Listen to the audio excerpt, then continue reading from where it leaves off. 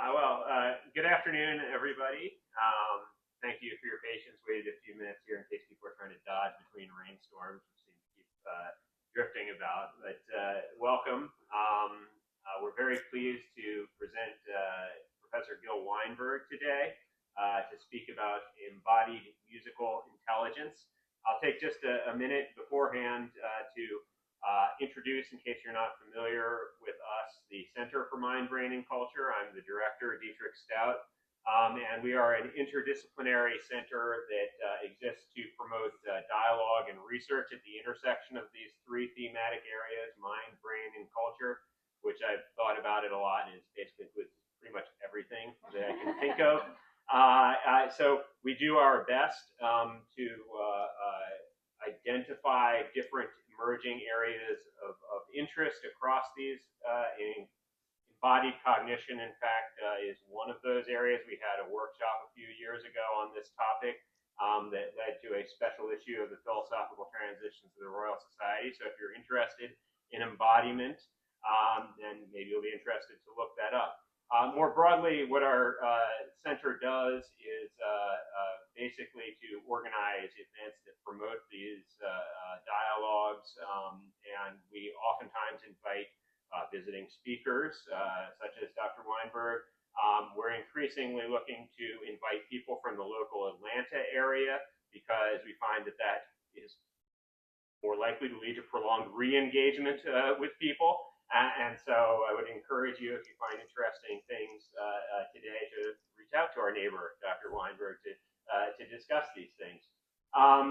In addition to these kinds of events and lunchtime discussions, we run a certificate program for graduate students who would like to interact with a cohort of like-minded individuals who are interested in interdisciplinary training. You can find out more about that on our website. If you happen to visit our website and you haven't already, you can sign up to be an affiliate of the center, which essentially means you would be on our listserv and you would find out about events like this in advance, including limited enrollment events like some of our discussion lunches. We also host undergraduate fellows of the center, and there's an application for that every spring. Again, to engage with the life of the center over the course of their senior year here at Emory. So I won't belabor the point, but I will point you to our website to find out more about the activities of the center, particularly if you're interested in interdisciplinarity. I mentioned that as a center, we cover a very broad remit, and we do our best. Myself and Robert Liu, who's the associate director of the center, I'm in anthropology, he's in biology, but we can't cover the entire thing. So we rely very heavily upon our affiliates and people associated with the center, like Laura Emmery, who's been a friend of the center for years now, to point us to what's exciting in their areas. And I would welcome input from people suggesting talks, suggesting other kinds of events.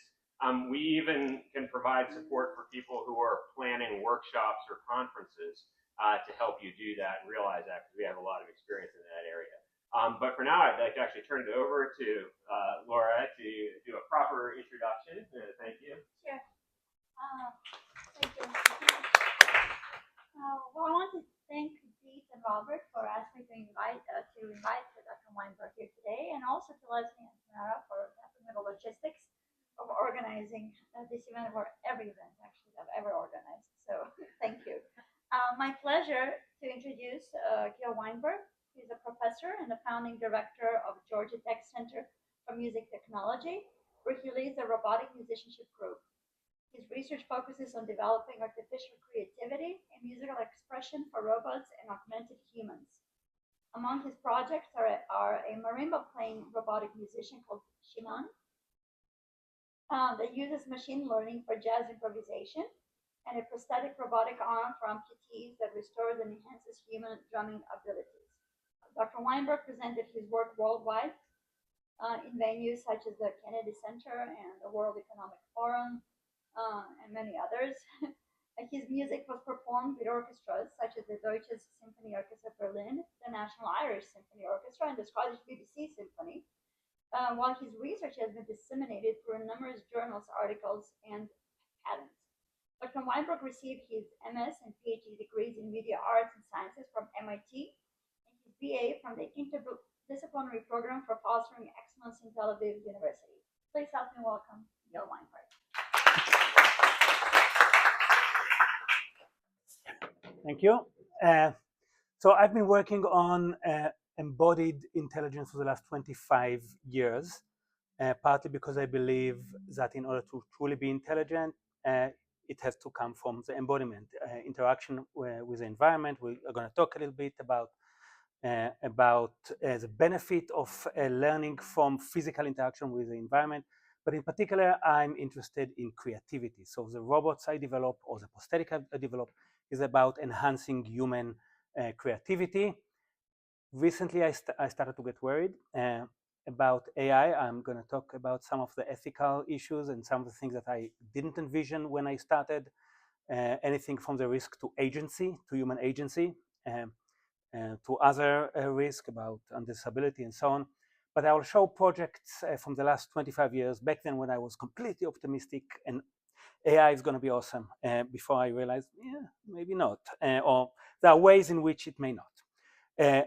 But okay, anyway, this is my path. First a musician as a kid, then only in college computing, double major. Then I went into design of instruments and other elements and robots, and only towards the end I reached to robotics, only when I came to Georgia Tech. Some people say you learn from your students more than anything. Actually, in my case, it's true. I knew nothing about robotics. I just went around Georgia Tech campus and put posters that says music technology program. There wasn't. And a bunch of mechanical engineering students signed up. And that's what I know about robotics today, thanks to them. I will show some videos of them playing. Okay, before that, before I was interested in acoustic sound and robotics and physical interaction, I just worked on electronic music. And the kind of project that I did, and I found this is a very old project, but you have brain in your name, so I found something that I worked on sonification of brain waves. I collaborated with Steve Potter from Georgia Tech, and the idea was, where is audio better than vision? Where is sonification can be better than visualization? You know, usually you have complex data, such as brainwave activity. Visualization of this is a great way. Most of our brain is about the visuals, but one area where maybe sound is better is localization and spatial sound with a T. I cannot see what's happened here, but I can hear what happens here.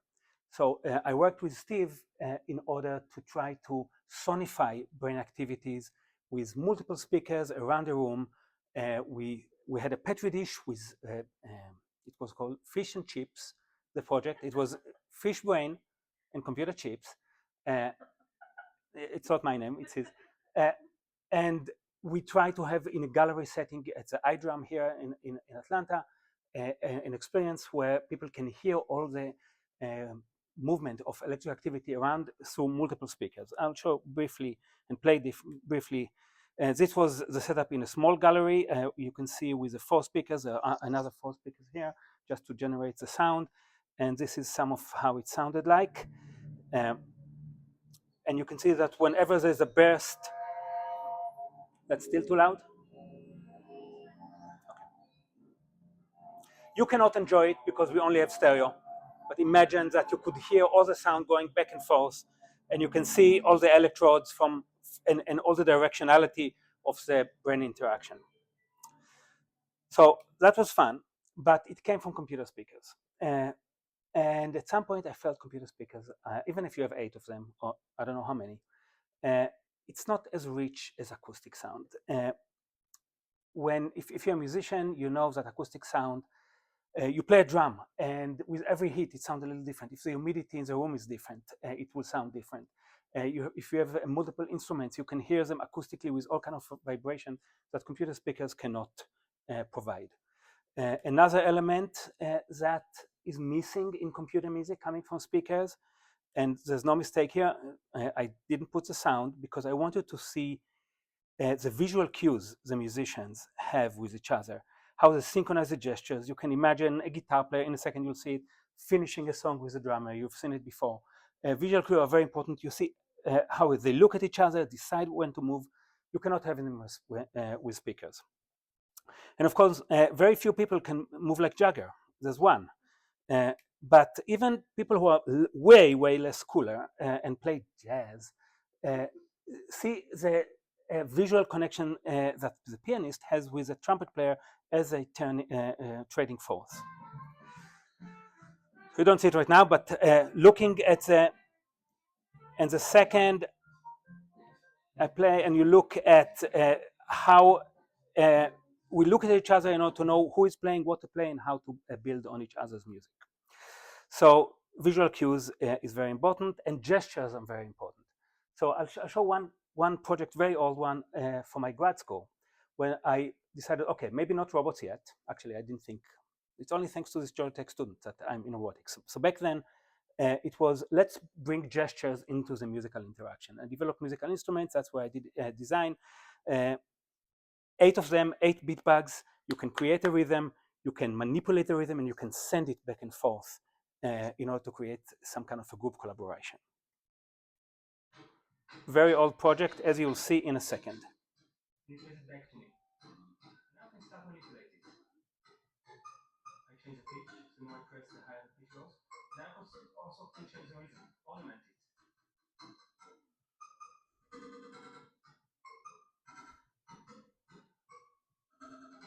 So that's a one beat bug. That's something else. But it becomes more gestural. This is obviously very gestural for creating. Someone with no experience at all playing an instrument, the ability to create and collaborate.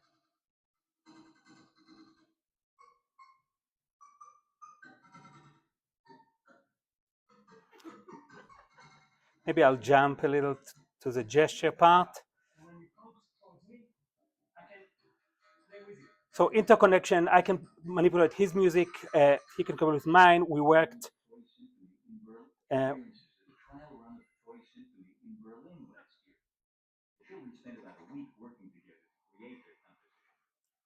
So certainly was a project by my advisor, Todd McCover at MIT, and this was my particular project in there. And it was fun to explore electronic music with gestures. Another element that is missing, so we talked about acoustics. No matter how good your system is, something about this cannot be replicated by speakers. We talked about visual cues. Embodiment, the notion of a body, the notion that our cognition is shaped by our interaction with the world. Not everyone and not always people thought that our cognition is directly influenced by our body. Descartes, for example, didn't. The whole mechanistic approach of Descartes about separation between mind and body, that is completely different things, and discussing the mind as something that is sublime and much higher and not connected to the body. But I think today, if we believe the whole field of embodied cognition, which I do believe, our cognition is shaped by our interaction with the world and by our body interaction with the world. And one example I like to give, anyone can count how many fingers does the right hand have here? It has 6. It's from the movie Gattaca. It's a good movie.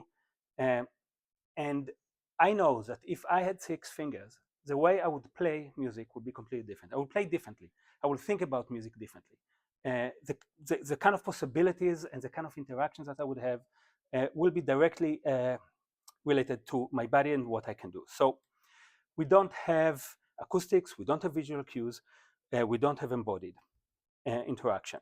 Now, there have been musical robots many, many years ago. 1136, Ismail El-Jazari.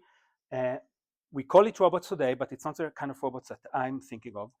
It was a mechanical construction, either hydraulic or some other technique that were able to generate acoustic sound, pouring water and air, creating some kind of musical composition back then in Turkey to the king and queens. It was amazing construction, but it didn't have the brain. It didn't have the machine musicianship. For example, when I started to look at computer science and music, I was playing piano, and I programmed my computer to listen to what I play and give me ideas that humans would never come up with. For example, using genetic algorithms or fractals or machine learning later on. And that's was what was inspiring about it. The idea is that it will listen like a human and play like a machine. So if I have a robot that can understand music the same way I do, if you're a musician, you may be familiar with tension and release, which some theorists would say is a big part of what we enjoy in music. Listen to the curves of tension and release, wanting tension to be resolved. Rhythm, syncopated, unsyncopated, all kind of high-level elements of music that we enjoy, and partly we listen to music because of those. This can be programmed into the computer. But then when it plays back, I want the robot to play like a machine. I want it to use mechanical abilities that humans don't have, and cognitive abilities that humans don't use. Whether it's better or worse, up to discussion, probably still worse. But humans don't think about genetic algorithms when they improvise. Maybe luckily so, but when a computer will play back with a genetic algorithm, it will be something completely new and hopefully inspiring for me. And that was the idea. So what can have a cognitive brain like this that will use genetic algorithm and fractals, but also the body, obviously robots. And when I started to look at robots, as I mentioned before, I was not as concerned about ethics. But in a way, maybe I was, because from the beginning, it was about human and robots playing together. It was about how robots can inspire humans, how they can help humans push music to uncharted domains. Today, anyone knows Suno or Udio, or kind of apps like ChatGPT, but for music, you type and you get music. I gave it to my son, and he became completely depressed. He's doing beats, does hip hop in the basement, and he played with this and wrote, "Give me a song about X and Y in the style of Kendrick." And when it came back, he said, "Why am I even trying?" The human agency, it was very painful to hear. The human agency was severely hampered by this kind of application. Also, explainability.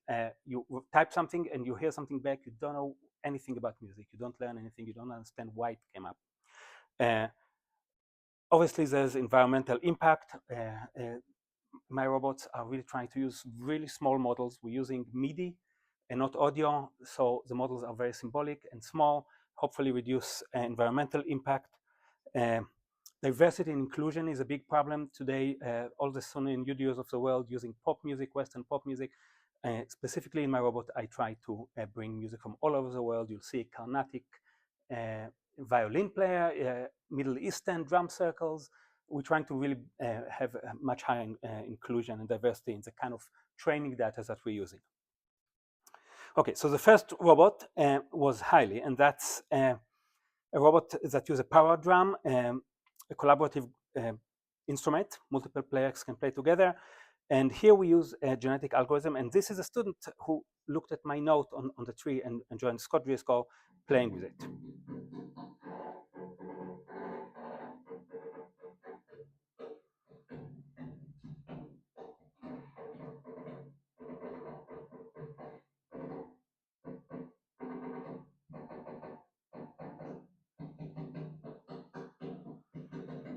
So with this microphone, Hailey listens to what Scott is doing. As you can see, first it builds on it. It's very Scott started with a 7/4 beat, and then Hailey did something with some variation.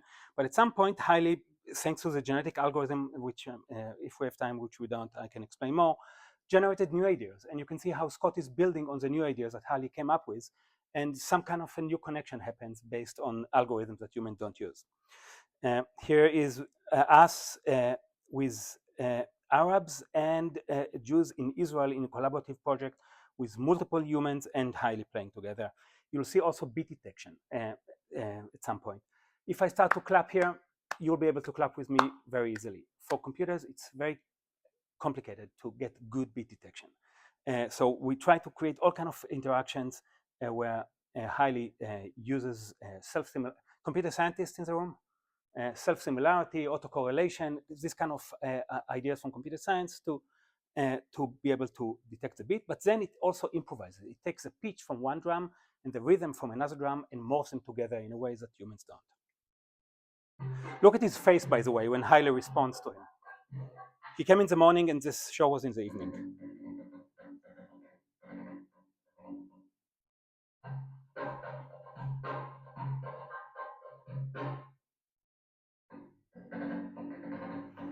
So some kind of back and forth, and then detecting the beat and starting a full kind of improvisation when Haile listens and responds to each other. That's Haile's response. You don't see it, it's just behind the microphone. Okay, Shimon was a project that was funded by the NSF. Actually, there was some piece about Haile in some news, and someone from the NSF emailed me, this is amazing, please submit a proposal. We want to bring robots into the public eye. Music is a great way to show that it can be inspiring and surprising. Submit a proposal. And I submitted and got it, and the two main things that were new here, or maybe there are more, but the main two are pitch and harmony and melody. It can play marimba, but also visual cues, the head, the social head. At the beginning, people ask me why head. It doesn't play music. In a second, I'll show.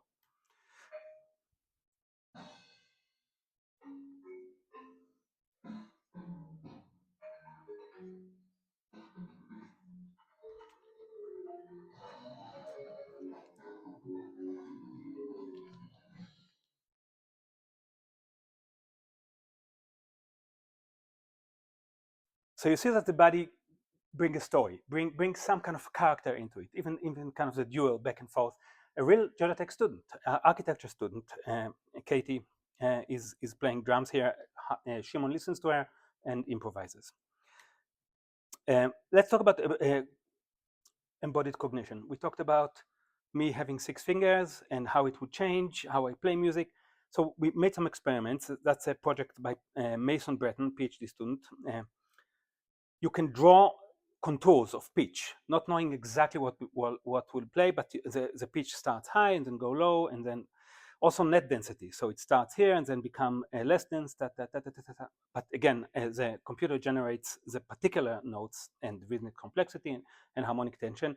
And then what Mason did is try to create a system that no matter what your body is, in Shimon's case, it's how many arms you have, or how fast they play, or how fast they move. You can hear a melody and you can see how it's different based on the physicality. This is still in simulation.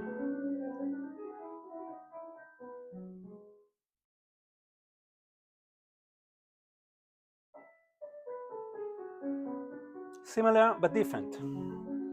The contour is the same, some elements are the same, but each one of this configuration have its own embodied cognition in a way. Maybe I wouldn't go into path planning. If you ask me, it's complicated because Haile can do things that humans cannot. Every arm can play 20 hertz, 20 hits per second. I had a hip hop producer coming to my lab recording it because it plays so fast that it created a timbre, a color of sound that he couldn't find anyplace else. So it can do that. It has 8 strikers. It can create all kinds of sonorities. But the basic stuff of doing this, it cannot. So there's a sophisticated path planning that has to happen, which I can say more about. It's Viterbi algorithms. Anyone computer science familiar, we use that. Let's go into some of the gestures. We had a camera in Shimon's face because we want the visual to be back and forth. See how Shimon is looking at a street lotto, a local rapper, and you see the interaction and you see how they groove together just by detecting the beat and moving to it. So Shimon is listening, detects a beat, it starts to move. You see how Lotto is looking at him all the time to synchronize the gestures. Shimon had blinking, so every now and then you see some black. That's what Shimon sees. We later took this idea to concerts all around the world. This is Aspen Idea Festival. I used the same chord, but I played in a different tempo. See how the audience responds when Shimon detects a beat. Slower.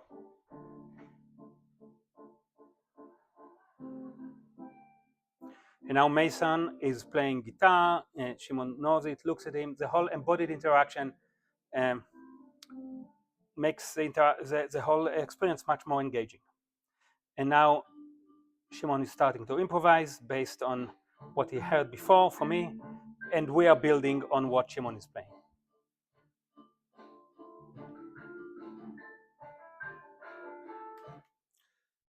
This is where we tried to train Shimon or train on Monk and create all kind of unique outputs that is partly constrained, partly Monk, partly myself, to see if this sounds interesting and inspiring.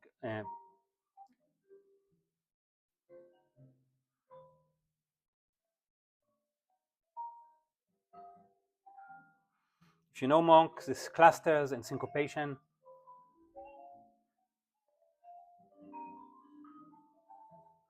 And the crazy licks of Coltrane. And a little bit of myself. This was a slide how much of my own melody will be there. This is a concert in Utrecht. Shimon is improvising based on training on chord progression. Everything is improvised. Back then it was rules-based improvisation.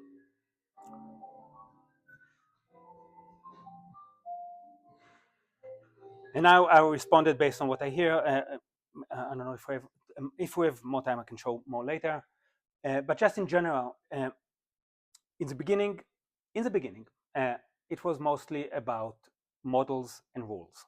So my student Mason took Levine's book. Levine's is like an important jazz textbook, and he took rules from this book. He kind of codified 13 rules of if you're moving from C major to F minor, what are the notes that you like to play, how should you go here and there, and everything was codified, and that's what you had back then.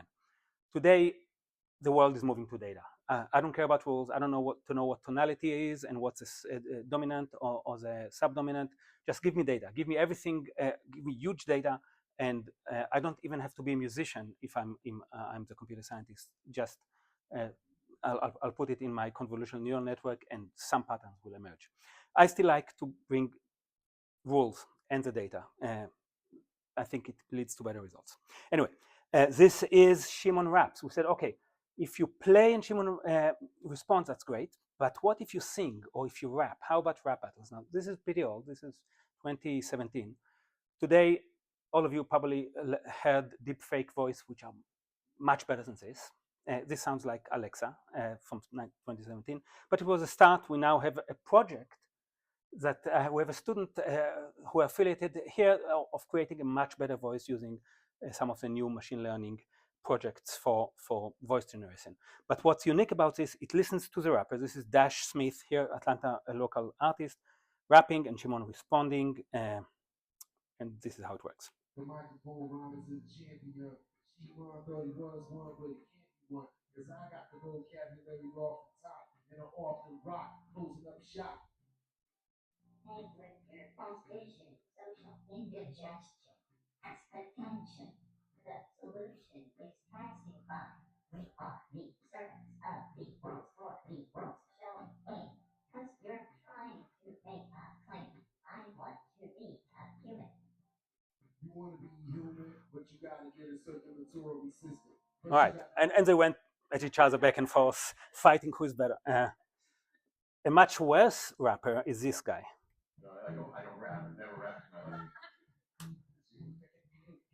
I've never rapped, but I have, and I say it when I'm out. I get to the left, and there's things a gap. I don't wear a cap, but it's not like his cap was in the bed. To perform, champion of every art form, always on the grind. That's what's on my mind. You're behind. Push your kind. That's what's on your mind. It wasn't. He said you are behind, but trust him. Here's some. I'll run. I think we're a little out of time, so I'll just show some of the vision. This is Tom Sherwood from the Atlanta Symphony Orchestra, controlling Shimon with the eye, with the camera, actually with the Kinect, controlling the music. So vision can be bidirectional.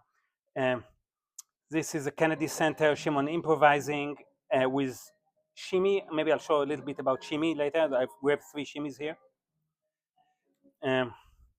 This is in Denmark with a Danish jazz orchestra. And the reason I'm showing it is here, it doesn't listen only to MIDI, it listens to a saxophone and responds. So it's not a perfect detection, because understanding what's a pitch from audio is not 100% like for MIDI. But the response is pretty interesting, and they're building on each other. Okay, what was interesting for me to do, because I don't write songs or pop song or whatever you're going to call what you're going to hear for a second, but I do write melodies, and I don't know how to write lyrics. So I said, let's try to see if, and again, way before ChatGPT. Today you can write, give me a song. This was 2018, I believe. So I gave it a melody, and Shimon came up with lyrics for it that actually fit to the melody, which is trickier than you think, because you need to do the emphasis so it sounds right. So we developed algorithm for that, and this is a song that is basically Shimon Shimon created the lyrics to my music in a way that hopefully is inspiring. So first it listens to me playing piano, and it responds with some improvisation.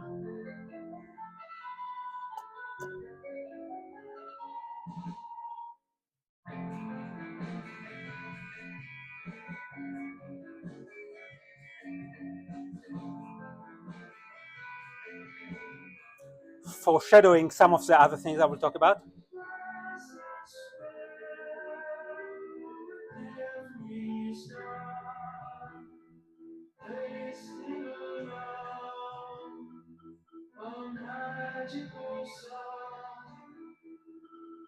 Okay, the guitar player is actually my son, a band from here called Lower Town. That's before the band happened. This guy is back.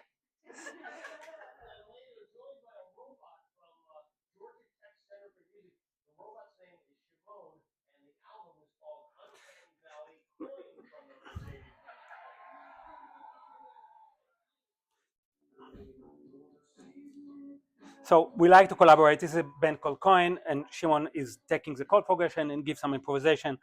These videos are online, you can find them. That's a guy, when someone makes fun of you, make sure it's this guy. Which combines 2 of the biggest threats to our nation, jazz and robots.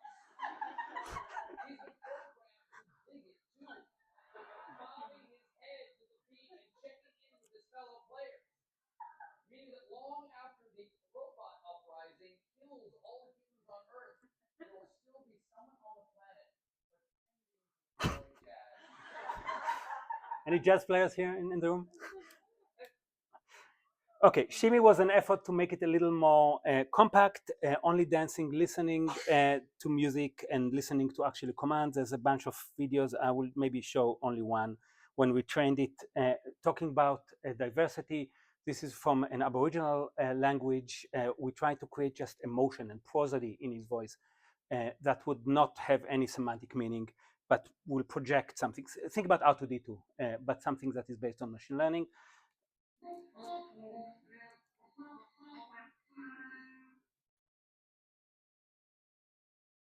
That's what. Feeling really down in the dumps today. Pretty sad.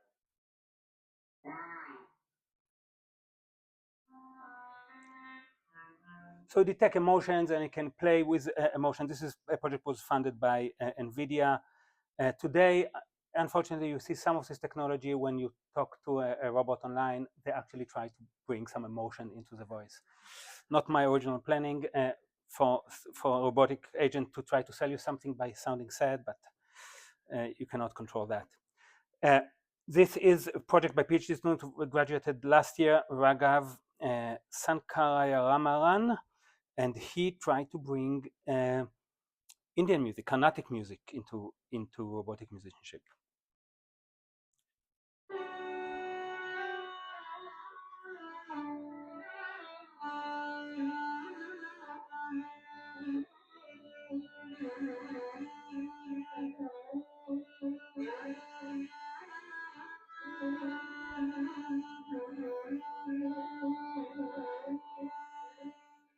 Okay, how many musicians in the room? I know one for sure. So there is the concept of gamakas in Carnatic music. Carnatic is South Indian. Actually, it's also in Hindustani, which is North Indian music. But when you hear what in the West may be called glissandi coming into the notes, we have glissandi in Western music, but it's a whole theory in Carnatic music. How do you get into notes and out of notes with a different glissandi? He used a group of really some of the best Indian violin players, trained the system to be able to create these glissandis that will listen to him and respond with the right gamakas. Papers about it that if you're interested, I can later share. Guitar bot, maybe I'll show quickly.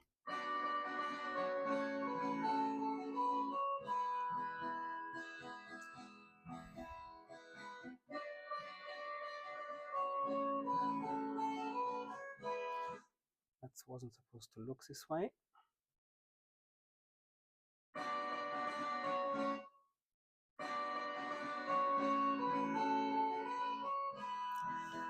So human-robot collaboration.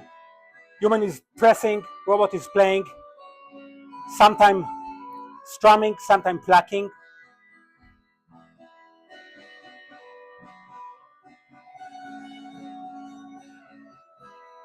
And again, playing the 20 hertz thing to create all kind of effects.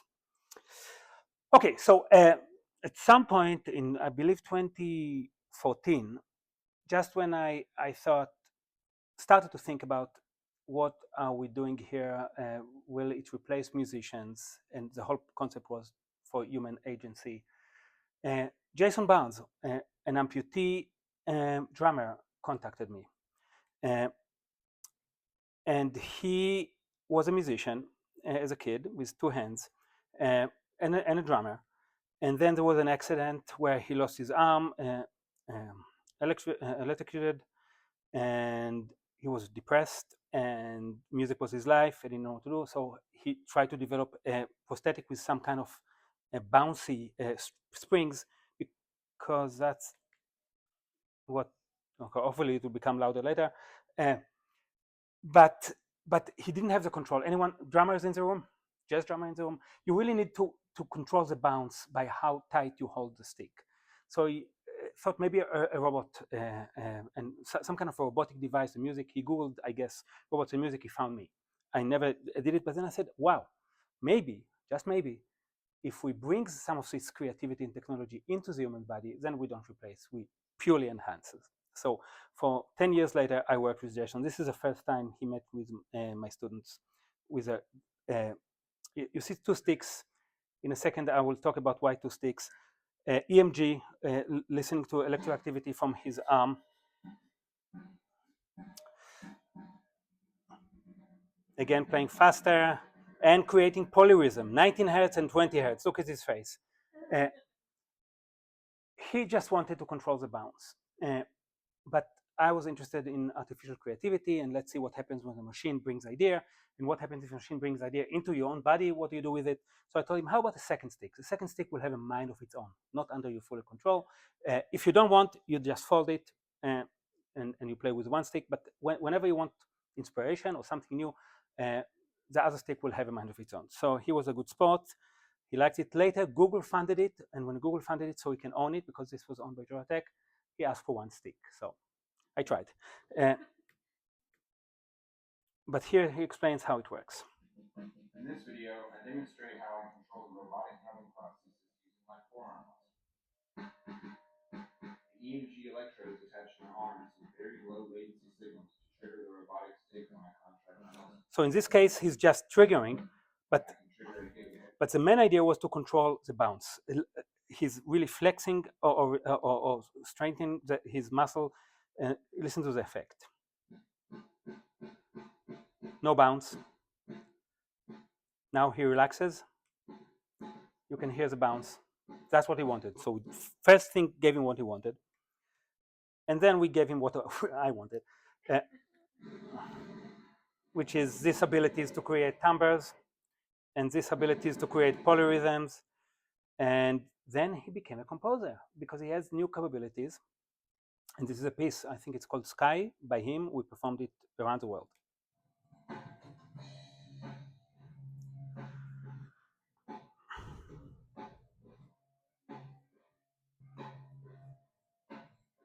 Who especially appreciate it is heavy metal drummers. We have one funny guy who wrote after, wow, that was amazing. I would give my right hand to be able to play that fast. I don't think he meant it, but he could have, and we could have fixed him. This is idea of an arm with a mind of its own. He doesn't know what one of the stick will play, and he responds to it with a second stick.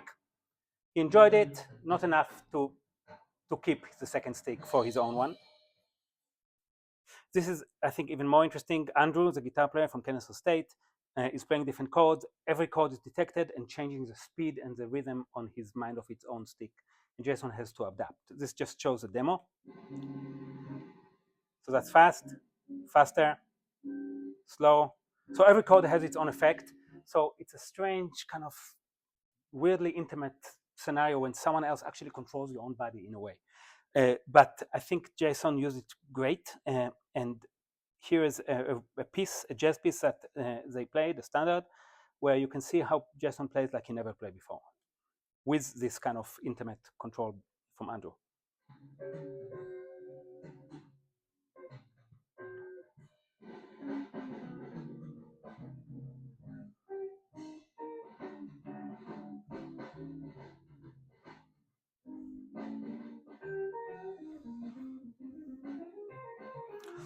Okay.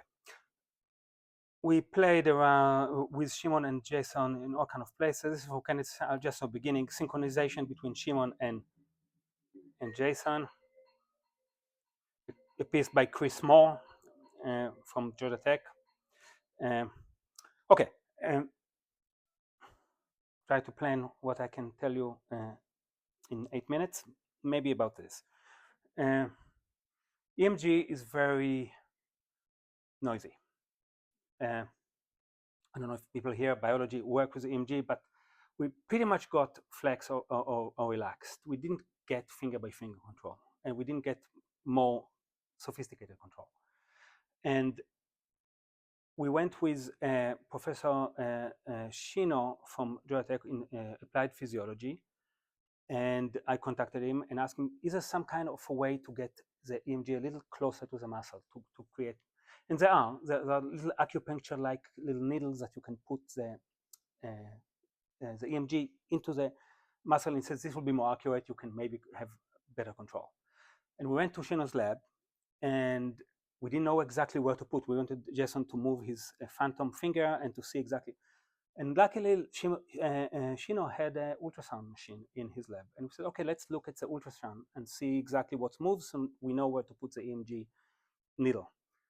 And when we put the ultrasound on the muscle, it was, why do we even need EMG? Look at the ultrasound. You can see specific, many pixels move in a very complicated way. I, as a human, cannot understand the difference, but we saw that it's really reflecting what's going on. And that's a great problem for computer science and for machine learning. So if you can look at Jason here, you see a little device here. This is actually an ultrasound that's used for veterinary because we bought this because it was wireless. Veterinarians go to I don't know, the field to put it on cows.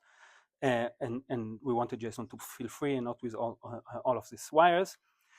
And we called it Skywalker project because that's what Luke got immediately when he lost his arm. No one sued us, yes. So this is Jay, a VIP student in my group, shows the first time that actually we were able to control finger by finger control with the ultrasound.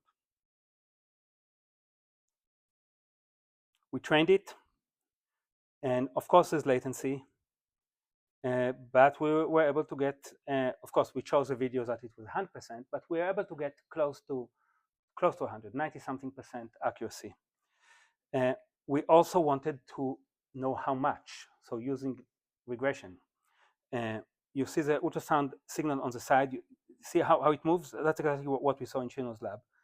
And now a work by Mason Breton is detecting and connecting it to a virtual hand not only if a finger is moved, but how much as well, based on the ultrasound signals.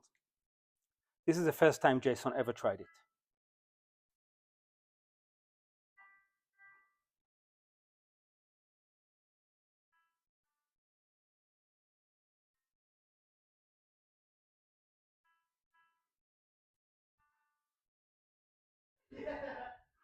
So I couldn't get his face here, but next time I should. It's the first time. There will be no next time for that. But that's why we're doing what we're doing. Just his reaction. NVIDIA saw this project and funded it and put it in the Jensen showed it in one of the NVIDIA events. There's still latency, but Jason practiced a lot to create this video to be able to move his finger just before, so it plays together with the music.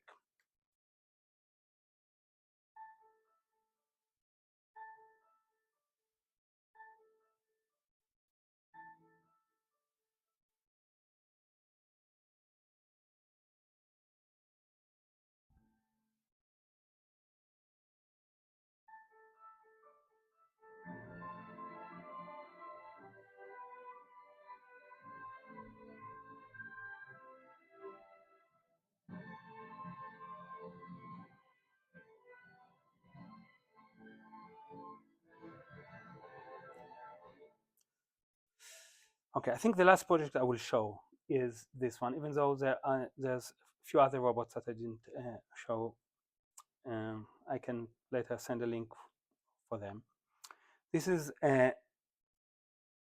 so there was a YouTube show that saw the NVIDIA event, and they contacted us, and they had 1 day for filming, and they came with Jay, who is amputee, different kind of amputee, and he said, "Can you show that this technology can be generalized?" So there were a lot of trainings that you didn't see, getting a lot of data. Jason moved his healthy arm and his phantom finger to train it. The thing, can this be generalized to anyone and for different kind of amputations? And we had only 1 day because they came and left. And this will explain why I'm so surprised. In a second, you'll see that. By the way, you can find the full show. It's like it's hosted by Robert Downey Jr. It's called The Age of AI. It's on YouTube. Okay. And ready? Yeah, you should try each of the fingers. All right, that's unbelievable. We just fine-tuned the network that morning. Pre-trained it with JSON data and fine-tuned it with J data. Dude. 5 for 5.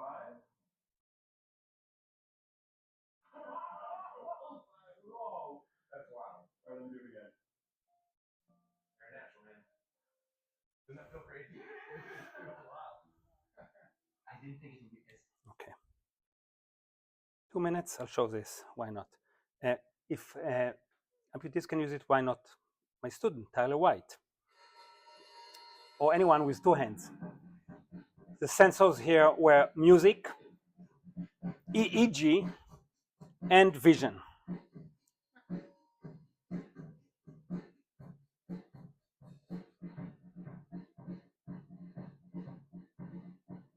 So we know what drum he plays, so that you know what other drum to complement it. This is a music understanding. It listens to music, so if it plays twice, this will play twice, like double time. And also the EMG is generated improvisation. Sorry, the EEG. Which again is very noisy, especially when you drum. Every blink, every movement. I'm not using EEG anymore for in this kind of situation. So a different approach, and a bunch of other projects that I don't think I have time to show. I will just come here and show some of the people that helped work on that. Thank you.